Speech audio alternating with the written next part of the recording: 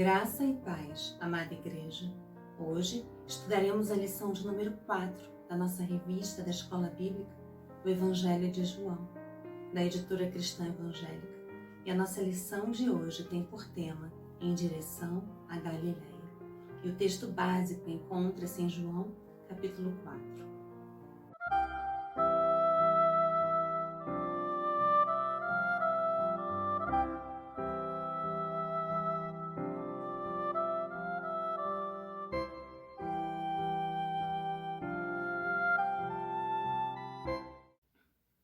Antes de iniciarmos o nosso estudo, eu sugiro a vocês que leiam os 54 versículos do capítulo 4, pois não leremos todos eles no decorrer do estudo, visando com isto ganharmos tempo.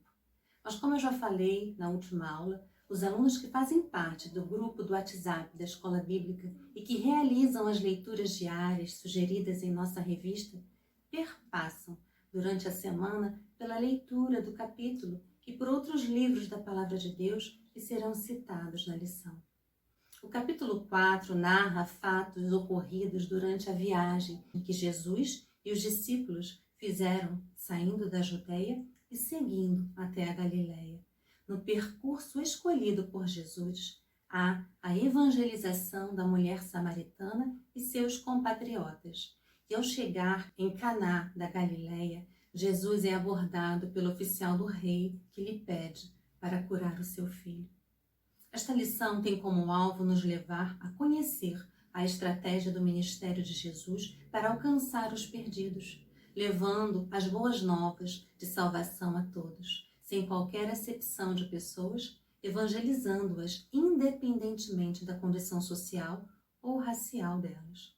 Abordaremos os seguintes tópicos com os seus respectivos subtópicos propostos pelo autor da lição. Primeiro, o encontro com a mulher samaritana. Segundo, a conversa com os discípulos. Terceiro, o encontro com outros samaritanos. Quarto, o encontro com o oficial do rei.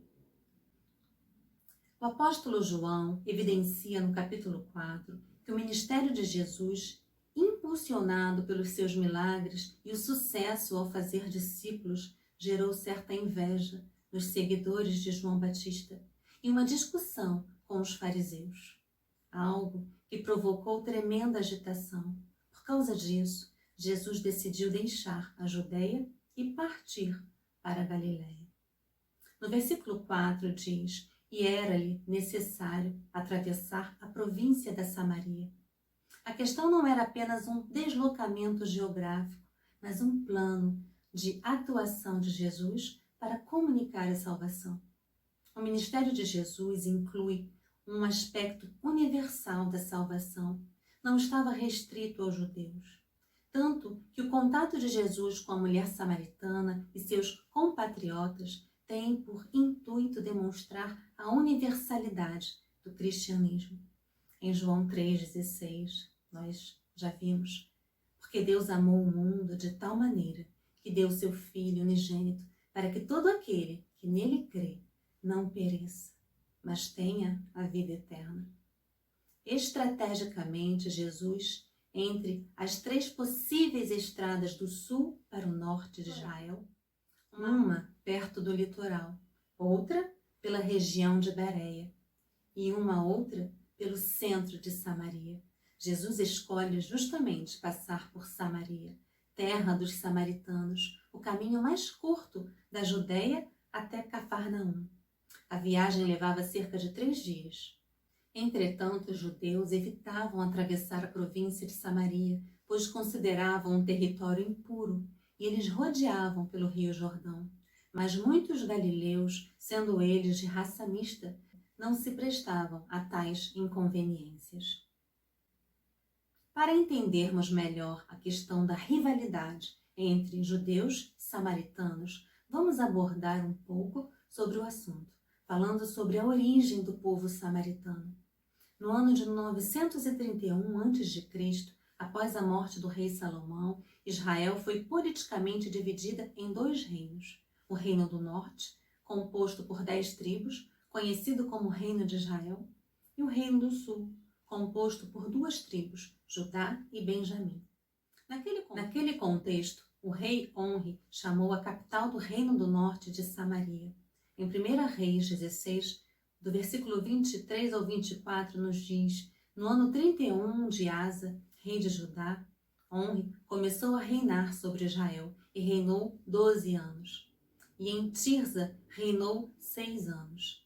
E de Semer comprou um monte de Samaria por tais talentos de prata, e edificou nele, e chamou a cidade que edificou Samaria, do nome de Semer, dono do monte.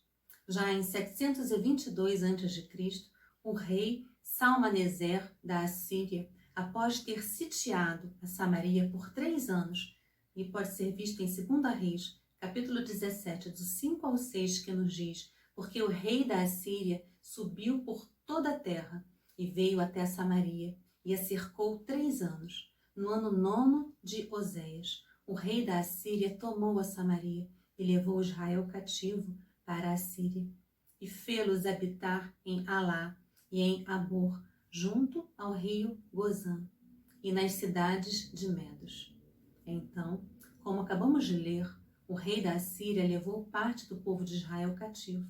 Após essa deportação das 10 tribos do Reino do Norte, o rei da Assíria, como era de costume entre os monarcas orientais, repovoou Israel com uma raça mista de povos da Babilônia, de Cutá, de Amate e de Safarvaim.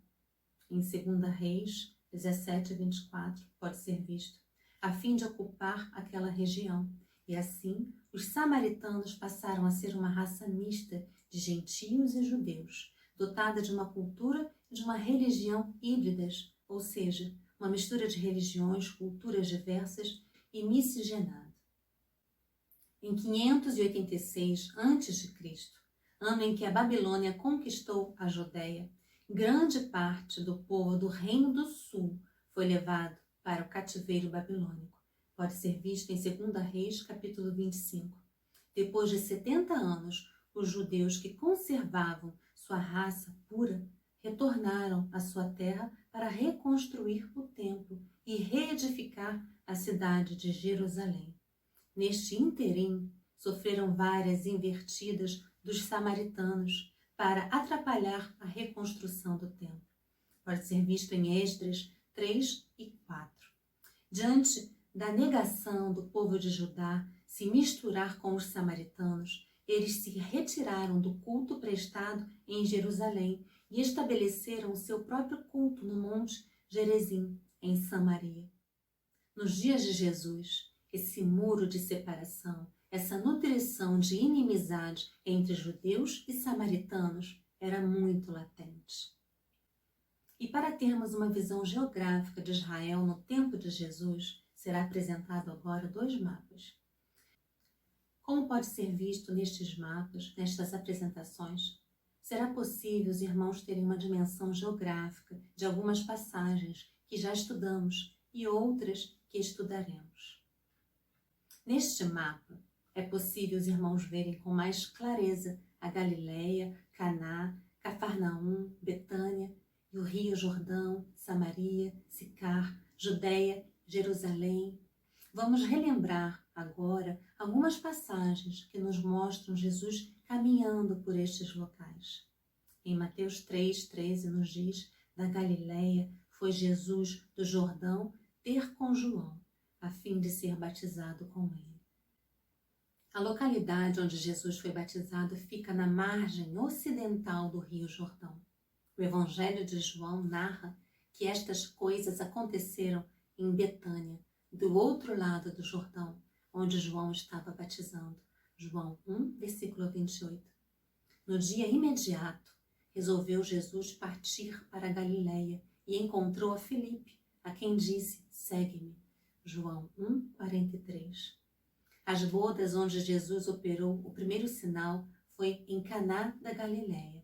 Em João 2, do versículo 12 ao 13, nos diz: depois disto, desceu ele para Cafarnaum com sua mãe, seus irmãos e seus discípulos, e ficaram ali muitos dias. Estando próximo da Páscoa dos judeus, subiu Jesus para Jerusalém. E o primeiro tópico da nossa lição nos mostrará Jesus deixando a Judeia em direção à Galileia. E o primeiro tópico da nossa revista, o autor ele traz por tema o encontro com a mulher samaritana. Após um tempo pregando e batizando na Judeia, Jesus e os discípulos seguiram para a Galileia por causa dos fariseus que estavam atentos à sua crescente influência e popularidade entre o povo. O ministério de batismo de Jesus era uma forma de ministério delegado, que Jesus realizava por intermédio de seus discípulos. Pode ser visto no versículo 2. O batismo distintivo de Jesus não era o batismo de água, e sim o batismo do Espírito. No versículo 4 nos diz, e era-lhe necessário atravessar a província de Samaria. Os estudiosos acreditam que o uso do pronome pessoal lhe, referindo-se a Jesus, indica que a rota por Samaria foi intencional. João pode ter realçado a necessidade divina e espiritual, ou seja, Jesus estava comprometido com um destino divino de encontrar-se com a mulher samaritana. E o primeiro subtópico sobre o encontro com a mulher samaritana vai ter por tema quebra de paradigmas. João, capítulo 4, do 5 ao 7 nos diz, chegou, pois, a uma cidade samaritana, chamada Sicar, perto das terras que Jacó dera a seu filho José. Estava ali a fonte de Jacó. Cansado da viagem, assentou-se Jesus junto à fonte, por volta da hora sexta. Nisto, veio uma mulher samaritana tirar água. Disse-lhe Jesus, dá-me de beber. A história da mulher samaritana reforça o tema principal de João de que Jesus é o Messias e o Filho de Deus. A cidade de Sicar é geralmente identificada como a moderna Ascar, a aldeia que fica ao meio caminho entre os montes Ebal e Gerizim. Uma linha contínua da tradição cita o poço de Jacó, a cerca de 800 metros a sul de Ascar. Estando cansado de viagem, por volta do meio-dia, pelo horário judaico, Jesus se sentou perto do poço. Naquele momento, aproximou-se uma mulher samaritana e ouviu de Jesus, dá-me um pouco de água. Versículo 7.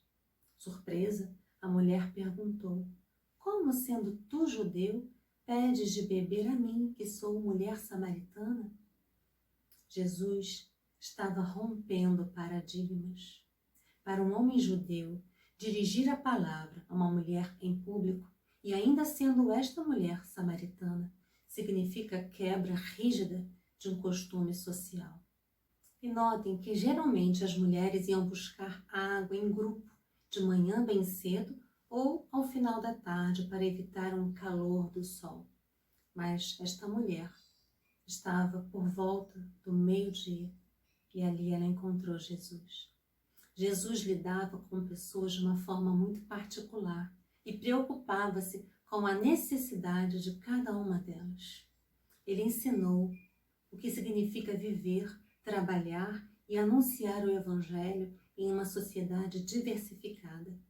Jesus ensinou sobre o amor. E o segundo subtópico sobre o encontro de Jesus com a mulher samaritana tem por tema mensagem de salvação. Em João 4, versículo 10, 13 e 14 nos diz, replicou-lhe Jesus, se conheceras o dom de Deus e quem é que te pede, dá-me de beber, tu lhe pedirias e ele te daria água viva. Afirmou-lhe Jesus, quem beber desta água tornará a ter sede. Aquele, porém, que beber da água que eu lhe der, nunca mais terá sede. Pelo contrário, a água que eu lhe der será nele uma fonte a jorrar para a vida eterna. Diante da dificuldade levantada pela mulher samaritana para dar água para Jesus, este lhe mostrou que era ela quem precisava da água, a água da vida, que somente ele, Jesus Cristo, o Messias, pode conceder. Mas o que era água viva para aquela mulher? A mulher não entendeu, porque na época chamavam água corrente, lençóis de água viva. Então Jesus contrapôs o significado da água deste mundo com a água espiritual.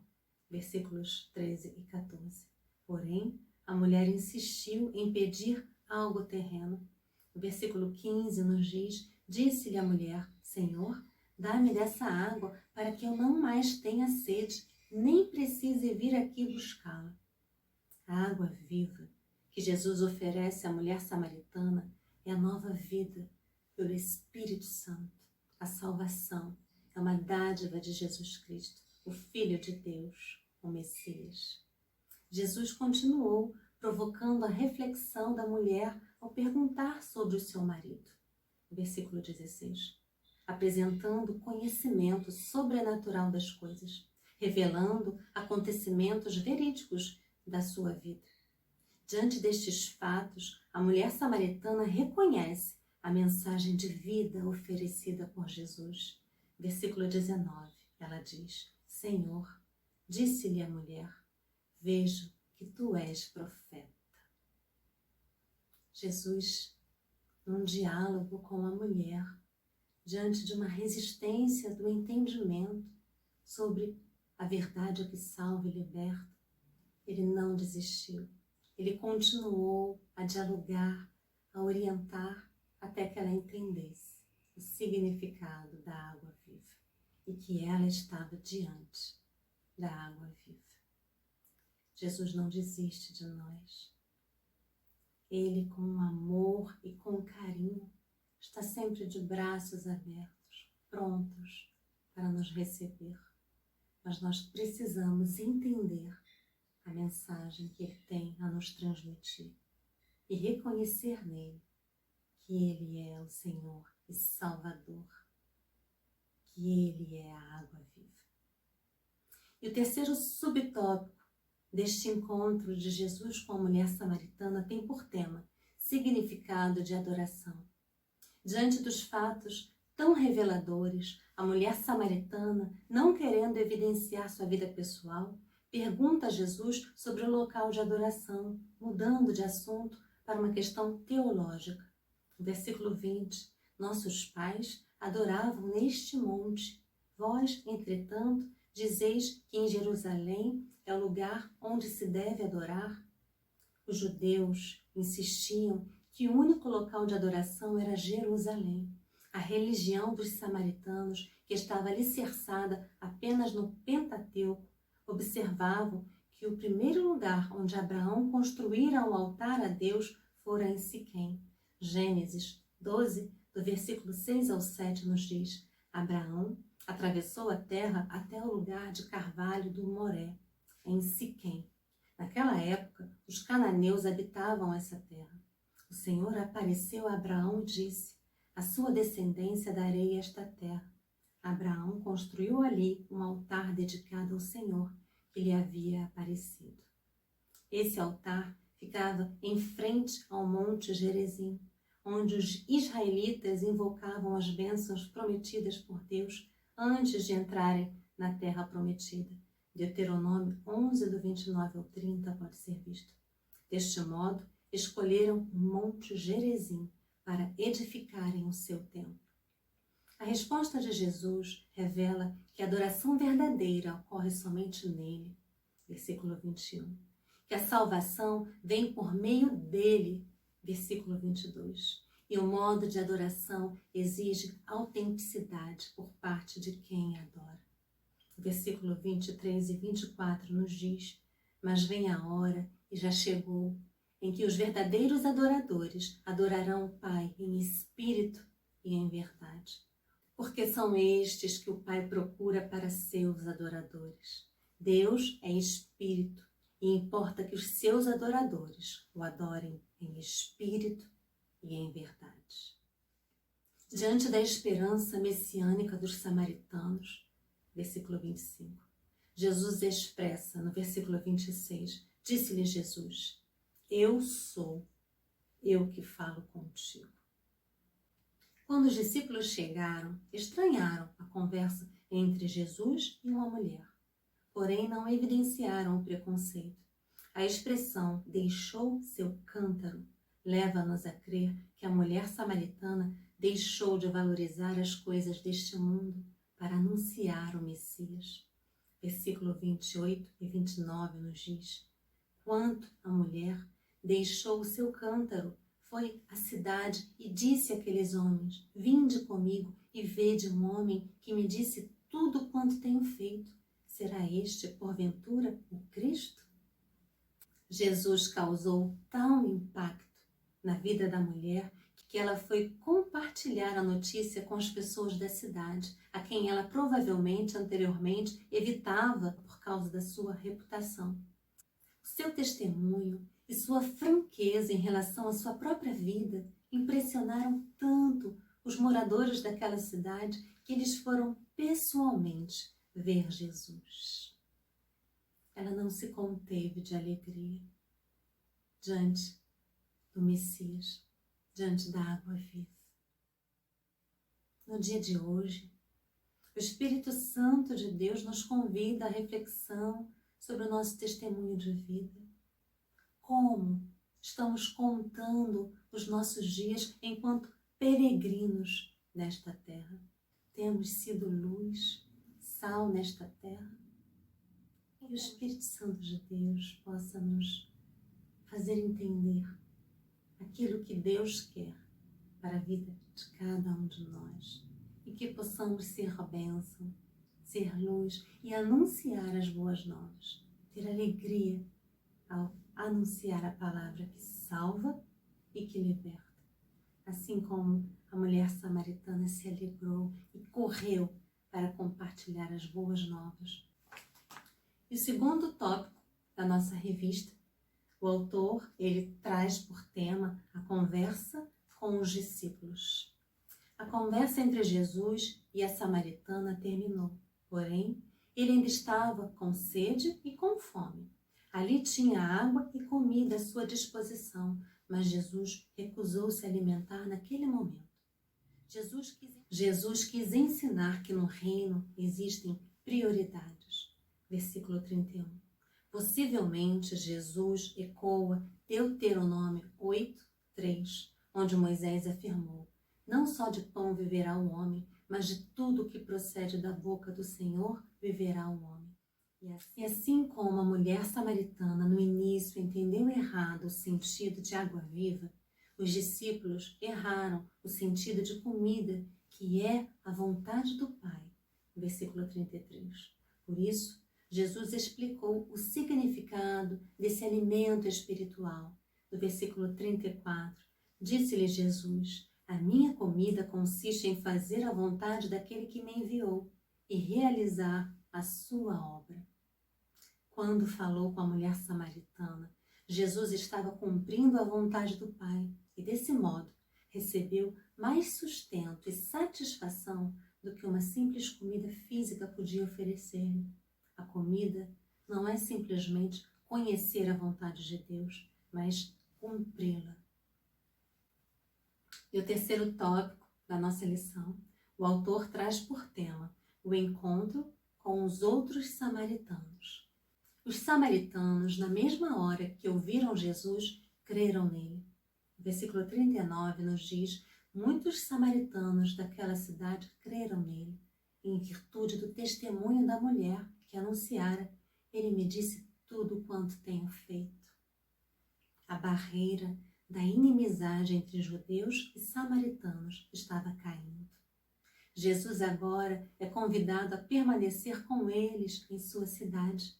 Além de quererem ouvir os ensinamentos de Jesus, os samaritanos buscaram também ter comunhão com Jesus. Do versículo 40 ao 42, nos diz a palavra de Deus: vindo, pois, os samaritanos ter com Jesus, pediram-lhe que permanecessem com ele, e ficou ali 2 dias. Muitos outros creram nele por causa da sua palavra e diziam à mulher: já agora não é pelo que dissestes que nós cremos, mas porque nós mesmos temos ouvido e sabemos que este é verdadeiramente o Salvador do mundo. Notem eles reconheceram e declararam que Jesus era o Salvador do mundo. Essa expressão ocorre também em 1 João 4, versículo 14, que nós já estudamos e que diz: e vimos e testificamos que o Pai enviou seu Filho para Salvador do mundo. O versículo constitui o clímax da história da mulher samaritana. Os próprios samaritanos se tornaram testemunhas de uma série de várias testemunhas do Evangelho de João, que demonstram a identidade de Jesus como Messias e o Filho de Deus. Esse episódio representa o primeiro exemplo de evangelismo transcultural. Que bênção! Eu vou repetir. Esse episódio representa o primeiro exemplo do evangelismo transcultural. E começou com Jesus. E mais uma vez, o Espírito Santo de Deus nos leva à reflexão. Temos cumprido o ID de Cristo? Eu tenho cumprido? Você tem cumprido? Temos apresentado as boas novas às pessoas que convivem conosco? Temos anunciado sobre a verdade que salva e que liberta? Jesus Cristo. Em Mateus 28, do 19 ao 20, nos fala sobre esse ide. E nos diz, portanto, ide, ensinai a todas as nações, batizando-as em nome do Pai, do Filho e do Espírito Santo, ensinando-as a guardar todas estas coisas que eu vos tenho mandado. E eis que eu estou convosco todos os dias, até a consumação dos séculos. Amém. Em Atos 1:8, mas receberão poder quando o Espírito Santo descer sobre vocês, e serão minhas testemunhas de Jerusalém, em toda a Judeia e Samaria e até os confins da terra. Glória a Deus. Aleluia. E agora, caminhando para o nosso quarto tópico, que tem por tema o encontro com o oficial do rei. Nestes versículos é reiniciada a viagem para a Galileia, que teve seu início na Judeia. Versículo 3. Jesus foi obrigado a abandonar a área de Jerusalém por causa da ameaça de perseguição religiosa movida pelas autoridades dos judeus que haviam ficado perturbados diante do ministério de Jesus, diante do crescimento do ministério de Jesus. Jesus e os discípulos seguiram a viagem. Na Galileia, foram recebidos por aqueles que tinham estado com eles em Jerusalém por ocasião da Páscoa. Em João 4:45 nos diz: assim, quando chegou a Galileia, os galileus o receberam, porque viram todas as coisas que ele fizera em Jerusalém, por ocasião da festa, a qual eles também tinham comparecido. Outro sim, o episódio da cura do filho de um oficial foi efetuado por Jesus, constituindo o segundo sinal de um conjunto de 8 que João usou para reforçar a verdadeira identidade de Jesus a fim de produzir fé nos seus ouvintes. O versículo 46 nos diz: dirigiu-se de novo a Caná da Galileia, onde da água fizeram vinho.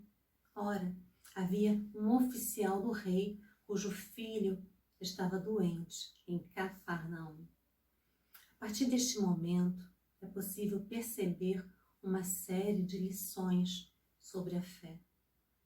E o primeiro subtópico vai nos dizer: despertamento.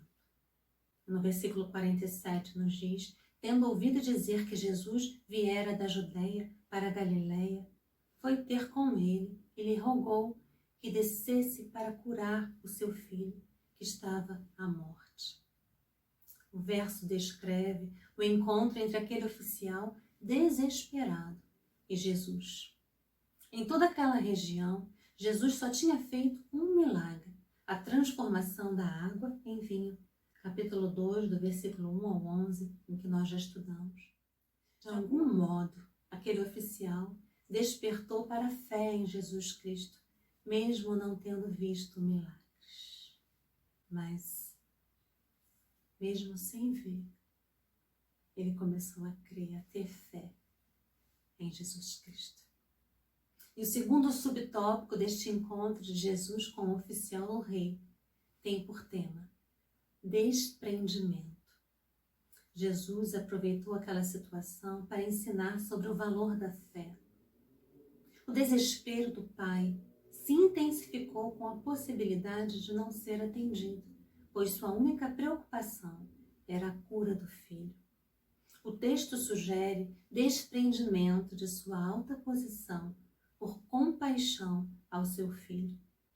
No versículo 49 nos diz: rogou-lhe o oficial: Senhor, desce antes que meu filho morra. Irmãos, por vezes nos desesperamos diante de situações difíceis, seja um conflito familiar, a perda de um trabalho, o enfrentamento de uma enfermidade, a travessia pelo vale da sombra da morte, como no caso desse pai. Diante das tempestades que por vezes surgem em nossa caminhada, é possível haver dor, medos, pois somos humanos, irmãos. Nós somos humanos. Jesus, em dado momento, quando soube da morte de Lázaro, ele chorou. Jesus, Deus, homem, ele chorou, mesmo sabendo que ele iria ressuscitar Lázaro. Ele chorou. Nós somos humanos. E por vezes precisamos sim respeitar nossos sentimentos, precisamos ser ouvidos. Cristo, Ele está sempre pronto para nos ouvir, para nos acolher, para cuidar das nossas feridas, das nossas dores. Somos humanos e não podemos negar esta realidade. E Deus sabe disso. Mas como esse oficial que estava com o filho em risco e foi encontrar a Cristo, em meio às lutas, que possamos fitar os nossos olhos em Cristo Jesus. É claro que devemos fazer a nossa parte, buscar ajuda médica, psicológica, jurídica e tantas outras formas de ajuda para cada tipo de situação que enfrentamos. Mas devemos sempre, em todo o tempo, permitir que Cristo esteja à frente de cada situação. Devemos buscar nele a direção em todo o tempo. Deus é o nosso refúgio. Essa tem sido a nossa oração diária na classe Betel. Deus é o nosso refúgio, fortaleza e socorro bem presente em todo o tempo. A vontade dele é soberana. Deus é soberano. Se Deus fizer, Ele é Deus. Se não fizer, continua sendo Deus. E como Ele é onisciente, Ele entende a nossa dor, a nossa tristeza, a nossa angústia. Ele não nos julga, mas com seu tão grande amor e misericórdia, Ele nos acolhe, nos consola, nos ajuda em meio à tempestade, pois Ele está conosco dentro do barco. Ele está conosco dentro do barco. E no tempo dele, a tempestade cessará. O mar revolto acalmará. O vento que nos corta acalmará. E ele nos levará a águas tranquilas. Ele trará abundância. Mas é no tempo dele. Que possamos confiar e saber que Ele está dentro do barco. Louvado seja Deus. E o terceiro subtópico, a respeito deste encontro de Jesus com o oficial do rei, tem por tema declaração. Vai, disse-lhe Jesus, teu filho vive. O homem creu na palavra de Jesus e partiu. Ao longo do seu ministério, Jesus operou milagres de muitas maneiras. Naquela ocasião, ele decidiu apenas falar: vá, seu filho vai viver. Versículo 50. O homem creu que a palavra de Jesus era verdadeira. O verbo que aparece no texto é pisteu, que significa estar persuadido. Naquele momento, o filho foi livre da morte física e o pai foi livre da morte espiritual. Louvado seja Deus. E o quarto subtópico deste encontro de Jesus com o oficial do rei tem por tema demonstração. Já ele descia quando os seus servos lhe vieram ao encontro, anunciando-lhe que o seu filho vivia. Então, indagou deles a que hora o seu filho se sentira melhor. Informaram: ontem, à hora 7ª, a febre o deixou. Com isto, reconheceu o pai ser aquela precisamente a hora em que Jesus lhe dissera: teu filho vive. E creu ele e toda a sua casa. Louvado seja Deus. Antes de chegar ao seu destino, o oficial recebeu uma notícia fantástica. Versículo 51. Aquele homem precisava confirmar no intuito que o milagre viera de Cristo. Então, o veredicto foi dado. Versículo 52. Tudo se encaixava perfeitamente. Versículo 53. Aquele oficial se tornou discípulo de Jesus e persuadiu toda a sua família a crer em Jesus Cristo. Ele e a casa dele foram salvos para a honra e glória de Deus. Louvado seja Deus. E caminhando para a nossa conclusão, é importante o fato de que esse capítulo demonstra o amor de Jesus e a compreensão dele por parte do povo. Seu amor pela humanidade não tinha e não tem limites, pois ele dirigiu-se à mulher marginalizada pela sociedade com amor e compaixão. Em contraste com as limitações do amor humano, Cristo exibe o caráter do amor divino que resgata o pecador e se estende a todos. Irmãos, estamos vivendo a campanha de missões, onde diz: viva o amor transformador. E o amor transformador é esse. Acabamos de participar desta aula, onde o amor transformador que é Jesus Cristo transformou a vida daquela mulher samaritana. E ela pôde compartilhar ao chegar na cidade onde ela ia habitar sobre a água viva. E a transformação era notória e todos desejaram ir ter com Jesus para conhecê-lo. Ele mudou a vida daquele oficial do rei e toda a sua família. Quando Jesus entra, quando a luz de Cristo entra, verdadeiramente as trevas se retiram. E há transformação, há mudança de vida, há amor, há compaixão. Que possamos refletir a luz de Cristo por onde caminharmos enquanto peregrinos aqui nesta terra. Verificamos neste estudo que nenhum passo de Jesus foi dado de maneira aleatória. Os samaritanos e a família do oficial do rei foram alcançadas por Jesus por causa de sua estratégia ao longo do percurso. Irmãos, que essa viagem abençoada de Jesus Cristo, que com tanta transformação pelo caminho, como vimos hoje, que tenha revelado ao meu e ao seu coração o quanto a fé em Cristo é importante e como devemos amar e buscar aqueles que ainda não conhecem a Cristo, anunciando que Deus amou o mundo de tal maneira que deu o seu Filho unigênito, para que todo aquele que nele crê não pereça, mas tenha a vida eterna. Louvado seja Deus. Que possamos cumprir o ID de Cristo, em nome de Jesus. Amém e amém.